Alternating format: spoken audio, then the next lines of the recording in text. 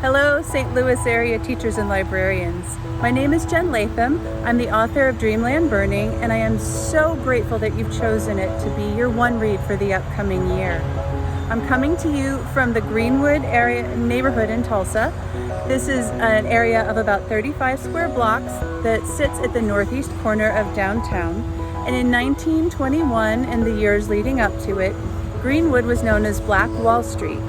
It was the most prosperous African American community in the entire country. It was filled with homes and businesses and schools and libraries and movie theaters and anything you could possibly need. In 1921, however, on the evening of May 31st, rolling into June 1st, white rioters stormed into Greenwood, looted all of the homes and businesses, and then burned the entire area to the ground. In the years following, Greenwood rebuilt, but not with help from a single insurance payment. All those payments were denied. In all, at least 300 African Americans were murdered. 10,000 people were left homeless, and the entire community had to band together to rebuild. Now, if you can hear in the background, unfortunately, there's a lot of traffic.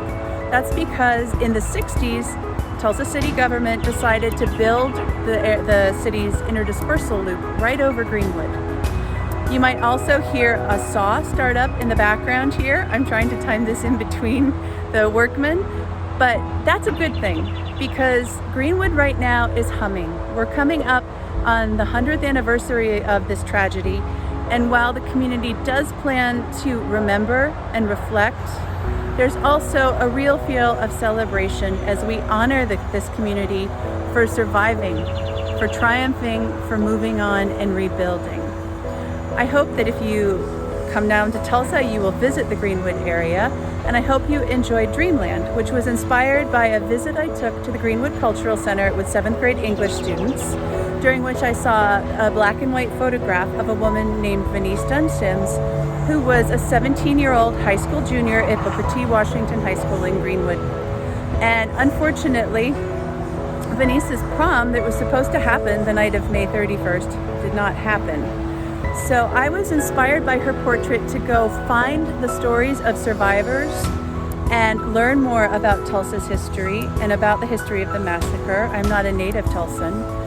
And I used the things I learned to inspire Dreamland Burning, which is historical fiction told in two different timelines so that readers can see the parallels between racial injustice today and what was happening in 1921.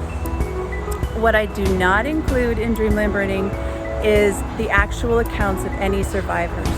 More than anything else, I hope that this book will inspire discussion in your classrooms and amongst yourselves, and also inspire you to go learn the stories of these actual survivors who speak very well for themselves. And you can find those interviews online. You can find them in books where historians documented them. And more than anything, I truly hope that you go find those. You will, however, find one cameo appearance in Dreamland Burning of Venice Dunn's prom dress, which she knew was either stolen by looters or burned when her house was destroyed. See if you can find that somewhere towards the end of the book. In the meanwhile, enjoy your summer. Thank you so much for bringing Dreamland into your homes and classrooms, and take care.